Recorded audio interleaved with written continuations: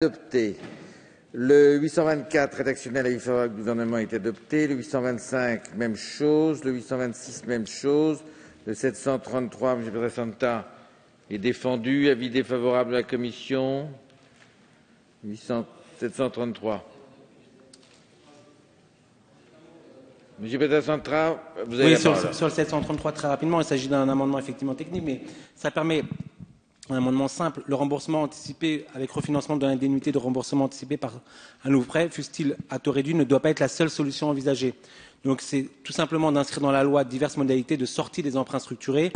La modalité de sortie doit être librement négociée entre les banques et les collectivités. L'objectif est de passer ces prêts à taux fixe ou sur des taux variables classiques de la zone euro. Il faut l'inscrire aussi simplement et clairement que cela. C'est le sens de cet amendement, voilà, tout simplement. Mais je crois que de faire l'unanimité. Avis de la commission, monsieur le rapporteur général. Sur le projet de décret que j'ai vu, il est satisfait. Si la ministre le confirme au banc, je pense que vous pourriez retirer votre amendement, monsieur Pietrasanta. La préoccupation est juste, il est satisfait, et donc je vous demande le retrait parce qu'il est satisfait. Si effectivement il est satisfait, Merci. Le décret, je le retire.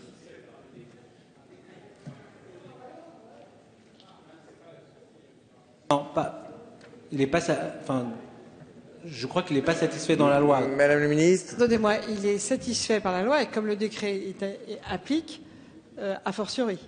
Donc le rapporteur a raison, mais il est satisfait. Donc, je peux vous redonner toute l'explication si vous voulez. Là, objectivement, et qu'il ne peut pas être satisfait par la loi, puisque si on n'adopte pas l'amendement, mais si vous nous dites qu'il sera satisfait ultérieurement par le décret, je crois que ça satisferait aussi M. Pietrasanta.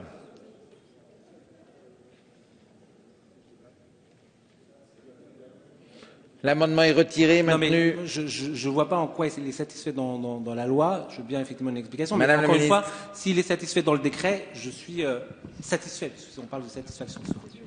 Madame la ministre, vous avez la parole. Alors, je redis. Donc, après tout ce que j'ai pu dire déjà par ailleurs, je vais essayer de couper. L'objectif essentiel donc, du fonds de soutien, on est tous d'accord, c'est d'obtenir la désensibilisation des emprunts structurés et sensibles des collectivités locales et de leurs établissements. Voilà. Cela implique la sortie de ces prêts, sachant, je le rappelle, que conformément au pacte, les collectivités pourront toutefois bénéficier pendant une phase initiale et pour une durée limitée d'une prise en charge d'une partie des intérêts du prêt sensible. On est toujours d'accord. Ce que l'on appelle la sortie, entre guillemets, des prêts implique nécessairement, juridiquement, leur remboursement anticipé par rapport à l'échéancier initial. En revanche, les modalités de cette sortie restent flexibles, en particulier l'étalement dans le temps du remboursement des indemnités de remboursement anticipé dues par la collectivité locale est parfaitement envisageable. Cet étalement assorti d'un refinancement du prêt produit le même effet financier que la transformation du taux par avenant. L'effet recherché, donc, est déjà obtenu par l'article 60 tel que proposé par le gouvernement. Merci, il est retiré. Nous en venons au 737, M. Pietrasanta. Il est défendu. Avis de la commission. Pour les mêmes raisons, défavorable. Défavorable. Le gouvernement, même chose, mais je vois qu'il est pour, contre, il est rejeté. Le 521, M. Eckert. Nous avions fait allusion, il s'agit là de fixer un plafond, je dis bien un plafond d'appui sur comment je dirais l'aide au remboursement anticipé à 45%. Ce fonds doit être attractif, il est donc important que la loi prévoie expressément ce montant maximal, mais la notion de partage de responsabilité ou de responsabilisation des uns et des autres permet qu'avec ce chiffre, nous ayons un certain équilibre. Je l'ai déjà dit tout à l'heure. Certains avaient imaginé de mettre des plafonds différents en fonction de la taille des collectivités, mais compte tenu de la difficulté d'une disposition pareille, je préfère m'en tenir à la moyenne qui avait été prévue, c'est-à-dire 45%, qui est un plafond pour tous. Avis favorable. Je mets au voie le 521 qui est pour, contre, il est adopté. Le 522, monsieur le rapporteur général. Oui, c'est un c'est un amendement important qui permet de préciser ce qui est actuellement inscrit dans la loi. La loi dit qu'on peut faire vivre les emprunts, si j'ose dire, pendant une période limitée. Moi, je propose de poser comme amendement de fixer à 3 ans la durée de la phase initiale, parce que j'estime qu'il ne faut pas inciter forcément à sortir de ces emprunts à une date définie à l'avance, qu'il faut faire vivre certains produits tant que les conditions de marché ne permettent pas de sortir à un coût maîtrisé. Et ma crainte est qu'un débouclage systématique à l'issue de la phase de 3 ans se révèle plus coûteux pour les finances publiques et donc finalement pour le contribuable. Donc je propose d'organiser cette clause de revoyure tous les 3 ans pendant la durée du fonds, qui permettrait, ligne de produit par ligne de produit, d'organiser un débouclage progressif des produits. Tel est l'objet du présent amendement. Sagesse, je mets aux voix qui est pour, contre, adopté. Le 523, Monsieur le rapporteur général, se comprend à sa lecture. Hein. C'est la même chose. Oui. Madame le ministre, avis favorable. Sagesse, qui est pour, contre, adopté. Le 730, Monsieur Pietrasanta, il est défendu. Avis de la commission. Défavorable. Avis du gouvernement, défavorable. Retrait, sinon défavorable. Retrait, M. Pietrasanta, il est retiré. Le 524. Oui.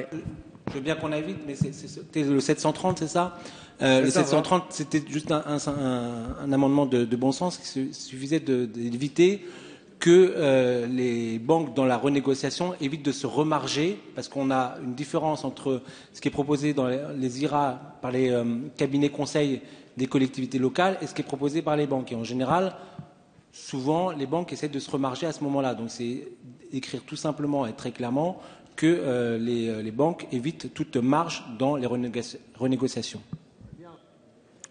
Donc, avis défavorable, commission et gouvernement. Vous les maintenez. Je mets aux voix qui est pour, contre. Il est rejeté. Nous en venons au 524. Monsieur le rapporteur général. Le fonds prévoit de prendre en compte des frais qui sont souvent connus pour accompagner ceux qui travaillent, les avocats, les conseils, les bidules, les machins. 5 millions d'euros, ça nous paraissait excessif comme plafond, voire énorme, Monsieur le Président, je suis d'accord avec vous. Moi, j'ai proposé de le diviser par 2 millions et demi, c'est déjà d'ailleurs très beaucoup, et donc je propose d'adopter ça, ce qui permettra de laisser un peu plus de moyens supplémentaires dans le fonds. Enfin, plus efficace. Je suis favorable, d'autant que je pense que ça va faire baisser les coûts, les prix, les propositions.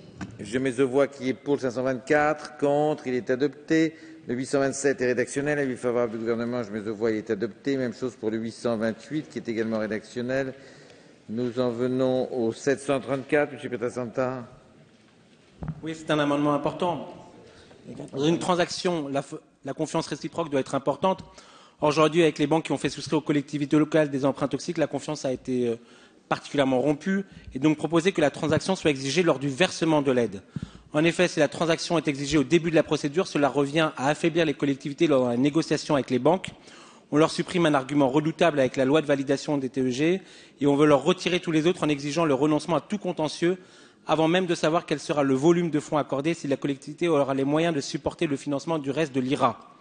La rédaction actuelle va légitimer la défiance des collectivités qui risquent de ne pas solliciter le fonds, ce que ne souhaite pas évidemment le gouvernement. Cela ne règle donc pas le dossier des emprunts toxiques. Donc c'est un amendement qui est extrêmement important. Merci, Monsieur le rapporteur général.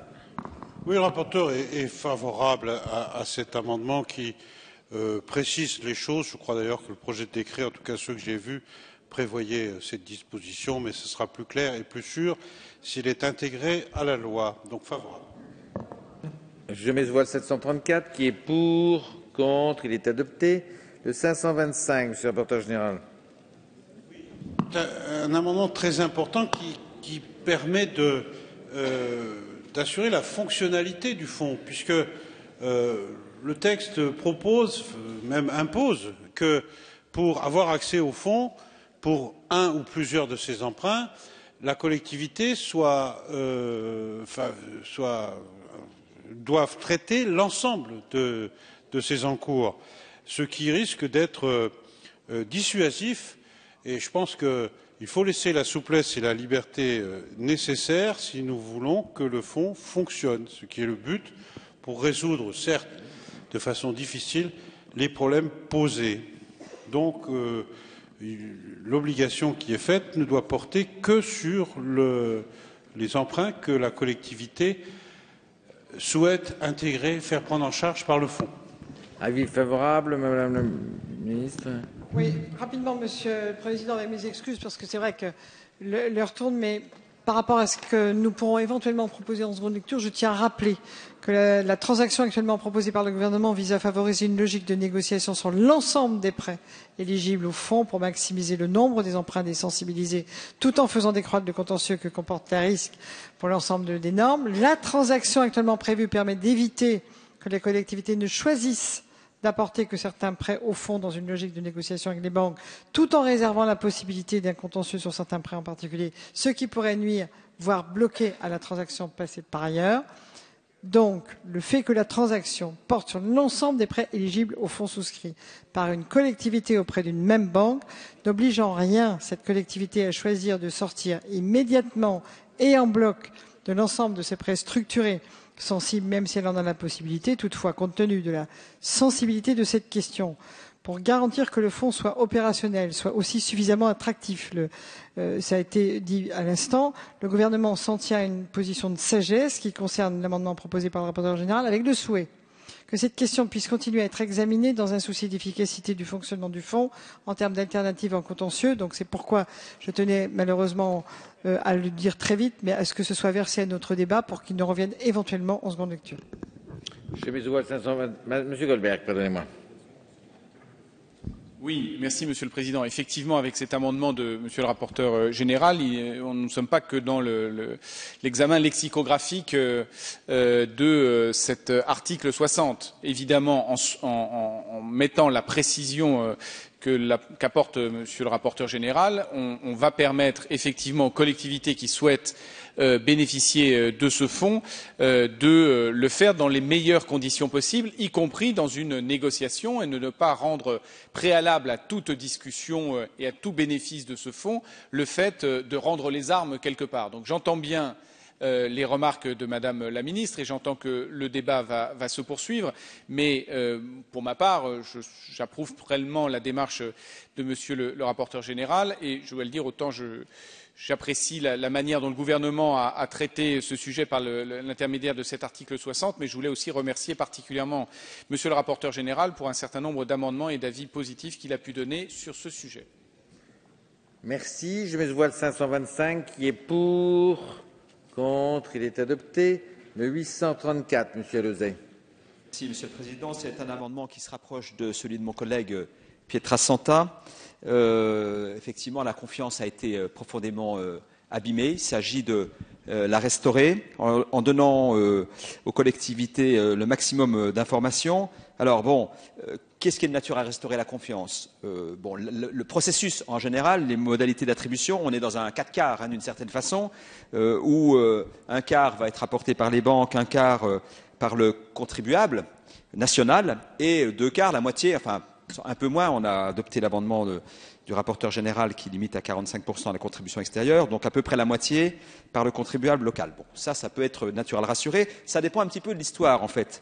Si la commune est finalement a une part de responsabilité en conscience, elle sera finalement assez soulagée de cette aubaine, et je pense qu'elle n'aurait pas imaginé cela il y a quelques années.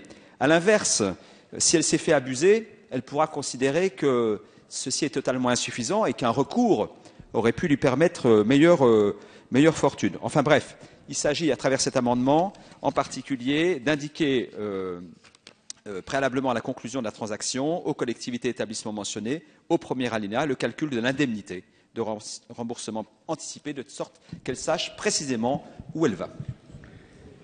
Merci, Monsieur le rapporteur général. Sagesse du rapporteur sur cet amendement. Madame la Ministre. Même avis. Qui est pour le 834?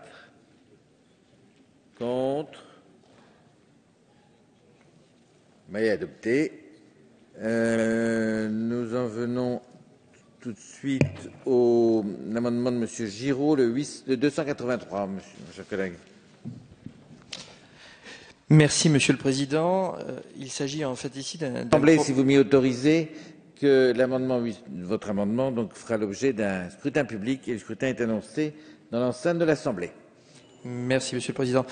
Oui, en fait, le grand 2 de l'article, c'est-à-dire les alinéas 11 à 14, propose ni plus ni moins que de contourner une récente décision du TGI de Nanterre qui avait considéré que l'absence d'un taux effectif global d'un TEG dans le contrat de crédit invalidait en partie l'accord passé entre une collectivité et un établissement de crédit, ce qui semble quand même être la moindre des choses. Alors, ce contournement de la loi aurait lieu alors même que la décision fait l'objet à l'heure actuelle d'un appel. Je crois qu'il est vraiment surprenant de vouloir changer les règles alors que les contrats ont déjà été signés. Bon, je note que le poids des établissements de crédit et des emprunts toxiques dont ils sont responsables n'est sans doute pas étranger à cette mesure. Mais alors que les déficits de ces établissements ont été compensés par les budgets des États, voilà que le gouvernement propose de changer la loi pour réparer les omissions involontaires ou volontaires dans la constitution même des contrats de prêt. Alors cette mesure ne fait à mon avis que de renforcer l'aléa moral des banques. Par ailleurs, c'est une mesure qui s'applique à l'ensemble des personnes morales et pas seulement aux collectivités territoriales. C'est une mesure qui me semble donc disproportionnée au but poursuivi et nous souhaitons sa suppression. Merci. Donc est également défendu le 285 qui est identique et le 772, mais vous l'avez déjà défendu, mon cher collègue. Que vous aviez argumenté en début d'article. Je voudrais simplement rappeler aussi des arguments constitutionnels en la matière.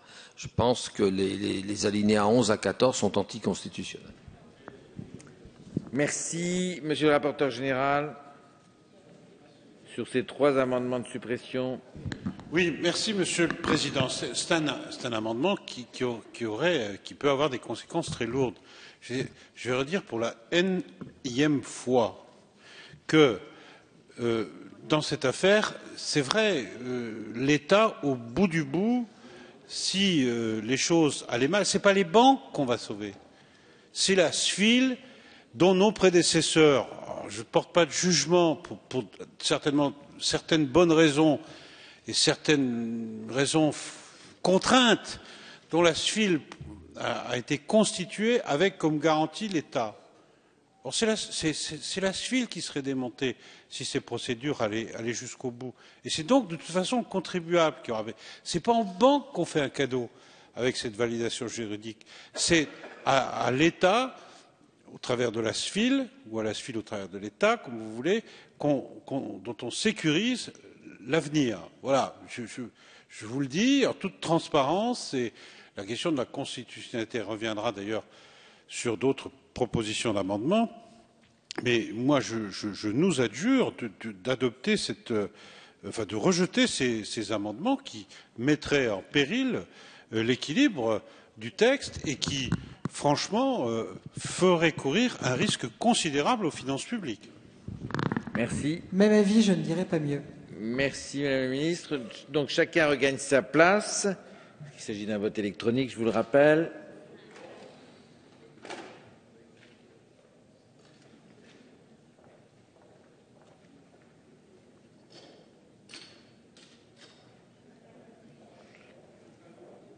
Tout le monde est à sa place.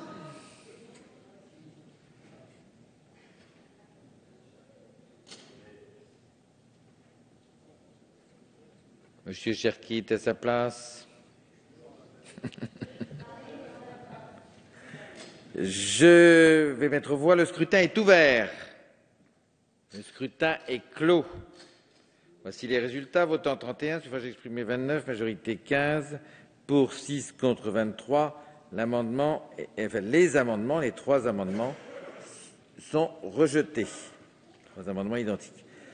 Nous en venons au 744, M. Pietrasanta. Très rapidement, effectivement, ça concerne également la loi de validation. Il ne faut pas que la loi de validation qui porte sur les contrats pour lesquels des procédures judiciaires soient en cours. Un dispositif similaire avait été mis en place lorsque les communes ont contesté les modalités de remboursement des charges d'état civil par l'État aux collectivités à la suite d'un jugement en faveur de la ville de Pantin. Ce qui a été fait dans le passé peut être appliqué à nouveau, donc c'est de faire en sorte que cette loi de validation ne concerne pas les procédures judiciaires en cours. Merci, monsieur le rapporteur général. Cet amendement est un amendement qui lui aussi aurait des conséquences financières importantes, puisque vous proposez de restreindre la portée de validation aux seuls emprunts structurés. Donc, je ne peux que vous proposer de retirer ou de, à défaut, j'appellerai l'Assemblée à voter contre cet amendement. Même avis, Madame la Ministre. Il est maintenu, retiré. Maintenu. Je mets aux voix le 744. Qui est pour? Contre? Il est rejeté. Le 732, M. Pietrasanta. Défendu. Défavorable commission. Défavorable gouvernement. Je mets aux voix qui est pour, contre. Il est rejeté. Le 526, Monsieur le rapporteur général. La Commission a adopté cet amendement, pour être honnête, contre mon avis, et donc je suggère que Madame Berger ou Madame Rabault, auteur de cet amendement, puissent le défendre en vous disant que la Commission l'a adopté. Merci. Madame Berger a la parole. Oui, merci Monsieur le Président. Cet amendement vise à faire en sorte que, à l'intérieur de l'article 60, où il est bien évidemment prévu que les collectivités locales ne puissent plus faire recours sur certains prêts octroyés par des banques en raison du TEG, que cette mesure ne concerne pas les entreprises, puisque à l'heure actuelle, l'article 60 tel qu'il est rédigé interdit aux PME, aux entreprises de France qui ont des prêts en cours avec leurs banques de faire recours contre le prêt en question du fait d'une non-mention du TEG. Alors c'est une problématique assez évidente. Dans la loi bancaire à laquelle Gilles Carrez a fait référence tout à l'heure, nous avons justement renforcé le droit de recours des entreprises sur l'absence de mention de TEG. Donc l'amendement a été effectivement adopté par la Commission des finances puisqu'il préserve les entreprises, il préserve un droit très important des entreprises, à savoir se retourner contre sa banque quand sa banque a floué l'entreprise. Rien de plus à rajouter, Monsieur le rapporteur général. Si, vous avez la parole. Je souhaite, puisque c'est un problème extrêmement important qui est soulevé par notre collègue, je souhaite dire deux choses. La première, et je ne me suis pas exprimé en détail, mais je pèse mes mots parce que M. de Courson a fait allusion tout à l'heure à la constitutionnalité du dispositif. La règle, en ce qui concerne les validations législatives, qui ne sont pas une première, hein, les validations législatives, c'est un dispositif qui a déjà été utilisé. La règle et la jurisprudence constitutionnelle est de vérifier qu'il y a bien un motif d'intérêt général. Donc si nous n'avons pas un motif d'intérêt général, il y a une fragilité que chacun doit connaître ici au moment de l'examen de cet amendement. La deuxième fragilité du dispositif, c'est la notion d'égalité des personnes. Or, séparer en deux catégories les personnes morales, à la fois les collectivités locales d'un côté et les entreprises d'un autre côté, rompt à l'évidence cette règle d'égalité des personnes morales devant la loi. Donc, ça c'était les arguments juridiques. Sur le plan plus précis, sur l'aspect important que soulève notre collègue, les entreprises qui auraient été, si j'ose dire, entraînées dans des aventures délicates avec leurs banques ont toujours, d'abord sur le flux, puisque là on ne parle que du stock, la possibilité d'intenter une procédure sur la base de l'absence de TEG. Elles ont d'ailleurs, y compris sur le stock, toute liberté d'utiliser d'autres dispositions pouvant mettre en défaut la validité d'un contrat. Donc voilà, j'attire vraiment notre attention sur l'importance de cette disposition à laquelle j'ai tenté de m'opposer en commission, mais où je vous dis le risque que nous prenons en répétant une N+2e fois qu'au bout du bout, c'est le contribuable qui est responsable de la défaillance de la SFIL. Merci, Monsieur le rapporteur général. Madame la Ministre.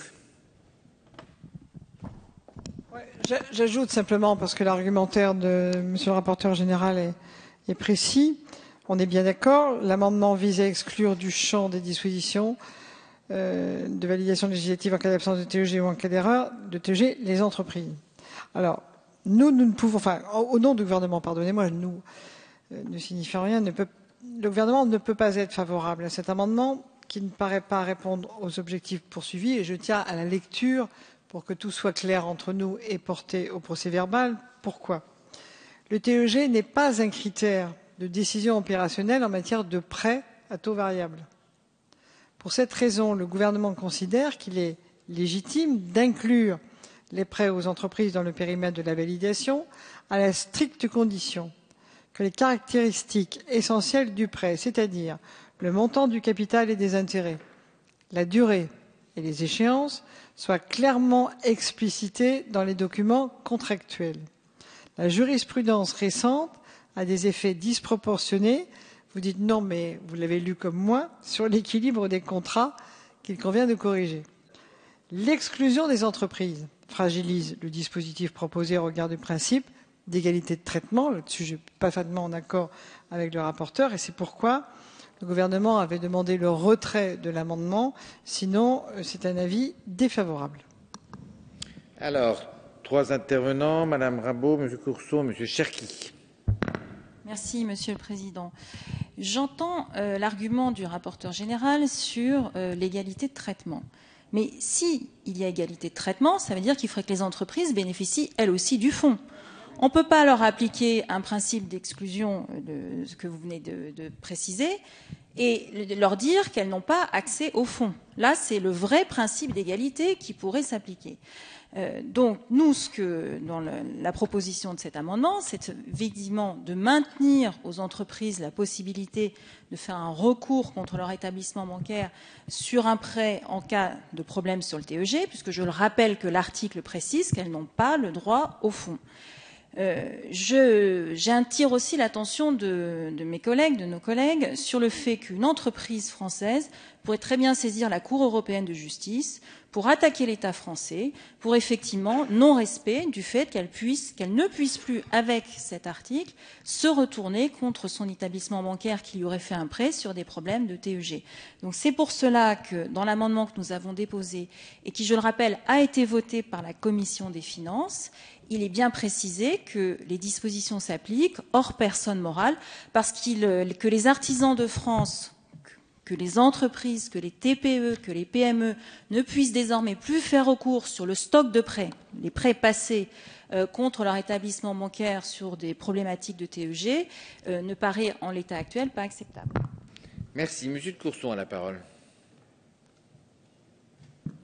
Moi, je trouve excellent cet amendement parce qu'il pose l'un d'un problème de constitutionnalité de l'article.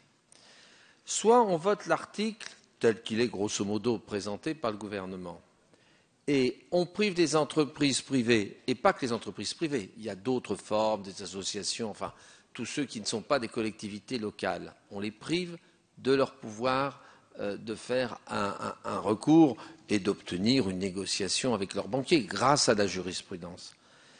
Soit on vote l'amendement Berger-Rabault, mais à ce moment-là, il me semble qu'on tombe sur une autre inégalité, c'est-à-dire entre les entreprises et les collectivités locales. Donc on retombe toujours sur le même problème constitutionnel de cet amendement. Mais que je voterai parce que je pense que cet amendement, je l'ai voté d'ailleurs en commission, il met le doigt sur le problème constitutionnel, l'un des volets, parce que ce n'est pas le seul. Ça, c'est le principe d'égalité, mais il y a un autre principe qui est violé, qui est le principe de l'intangibilité des contrats, au nom de la défense du droit de propriété. Merci. Monsieur Cherki a la parole. Oui, juste une question, juste une interrogation, parce que l'argument de notre collègue Valérie Rabault est assez fort. On va faire une loi de validation législative. Bon. L'objet, après cette loi de validation législative, on va donc éteindre un certain nombre de contentieux en cours. Bon. La contrepartie de ça, c'est qu'il y a un fonds qui est créé. Bon. Bon, un fonds qui est créé pour permettre justement, notamment aux collectivités locales, on l'a un peu élargi là, de pouvoir, dans le cadre de l'intervention de ce fonds, ce sont des modalités dont nous avons débattu, essayer de trouver un début de solution à ce problème. En contrepartie de ça, par une validation législative, on éteint les contentieux qui auraient pu naître sans nombre de questions. Bon.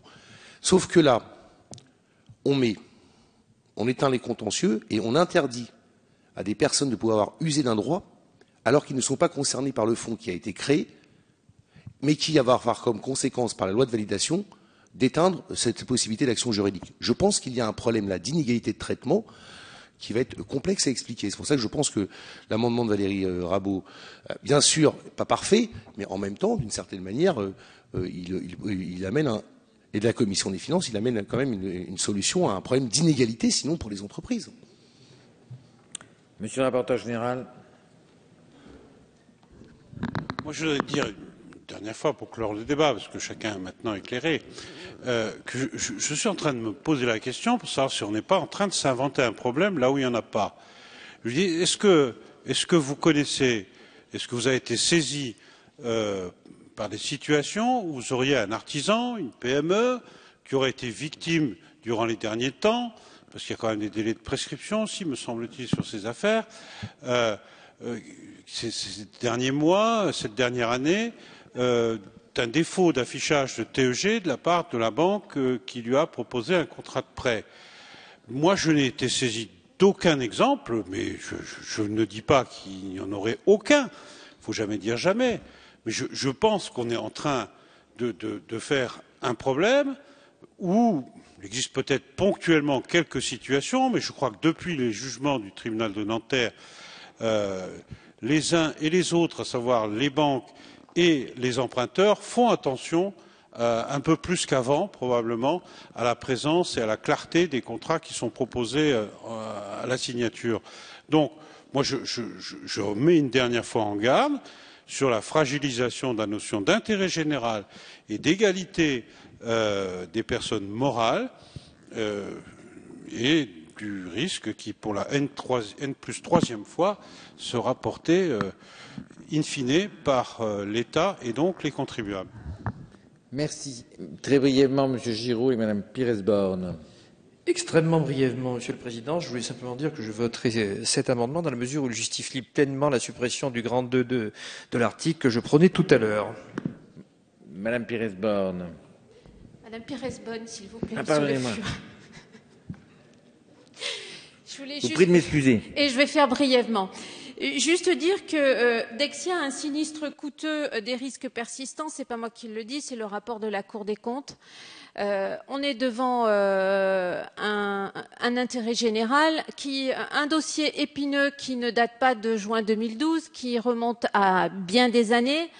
On a enfin une solution avec cet article-là, qui certes n'est pas parfait, qui ne satisfait pas tout le monde, mais je crois qu'en faisant la distinction, même si je comprends très bien la philosophie de cet amendement, en faisant une distinction sur les personnes morales, je crois qu'effectivement on prend un risque sérieux qui pourrait remettre en cause tout l'article et tout le bien fondé de la démarche qui est d'enfin sortir de cette situation. Je mets aux voix le 526 qui est pour, qui est contre,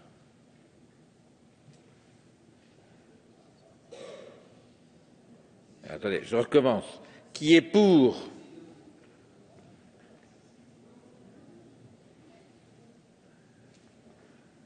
qui est contre, il est rejeté. Nous en venons au Giraud 284, Monsieur Giraud.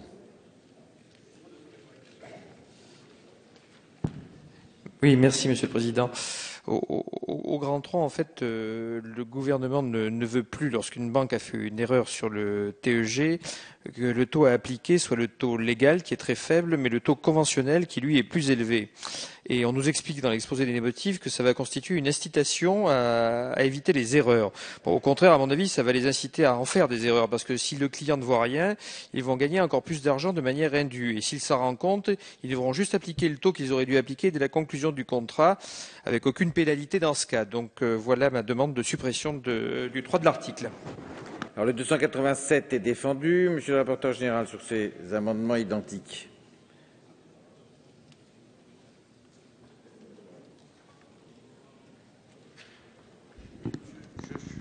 Je suis défavorable à cet amendement parce que c'est vrai que le dernier à ces amendements, c'est vrai que les alinéas 15 à 17 prévoient de remettre le taux conventionnel et non pas le taux légal, mais il prévoit une pénalité aussi pour les banques. Donc je pense que le dispositif n'est pas favorable aux banques, contrairement, je crois, me semble-t-il, à ce que laisse entendre la défense de votre amendement. Donc je suis défavorable à votre amendement. Même avis. Je mets au voile 284 et le 287 qui est pour, contre, il est rejeté. Le 829 est rédactionnel. Monsieur le rapporteur général, l'avis favorable du gouvernement, je le vois, il est adopté. 286 n'est pas défendu. Nous en arrivons au 830 rédactionnel également, avis favorable du gouvernement. 291 n'est pas défendu. Le 835, Monsieur Lozay, il est défendu. Vous avez la parole. Merci, Monsieur le Président. C'est un amendement dans le même esprit que celui que j'ai présenté tout à l'heure, qu'on pourrait appeler de sécurisation pour ces collectivités, entre la crainte d'avoir 0 et l'espoir que certains jugements ont laissé d'avoir 100. On propose 45 dans le meilleur des cas. Mais encore faut-il qu'on y croie. Et pour y croire, il y a un certain nombre de garanties à apporter. Et là, c'est une garantie de suivi au sens où le Haut Conseil des finances publiques remettrait chaque année au Parlement, après consultation des élus et des collectivités et des établissements mentionnés, un rapport sur l'utilisation du fonds de soutien et son évolution, donc sur sa réalité, sa crédibilité, son effectivité et sa solidité. Merci. Avis de la Commission, Monsieur le rapporteur général. Non, la Commission n'a pas été favorable à votre amendement, mon cher collègue. D'abord, parce que pourquoi le Haut Conseil des finances publiques ça m'étonne. Et deuxièmement, je pense que vous devriez être satisfait par l'amendement qui a été adopté tout à l'heure par notre Assemblée, qui crée un comité d'orientation et de suivi et qui lui demande d'ailleurs de produire un rapport annuel. Donc je pense que votre amendement est satisfait, donc je vous en propose le retrait, à défaut un avis défavorable. Même avis, Monsieur le Président. Il est retiré. Je mets devant l'article 60. Qui est pour l'article 60? Contre. L'article est adopté. J'informe l'Assemblée qu'à la demande du gouvernement, nous examinerons demain matin en premier lieu les amendements portant article additionnel après l'article 59, puis nous reviendrons à l'amendement 491 à l'article 56 et au cours normal de nos débats. Prochaine séance demain à 9h30, suite de la seconde partie du projet de loi de finances pour 2014, suite des articles non rattachés. La séance est levée.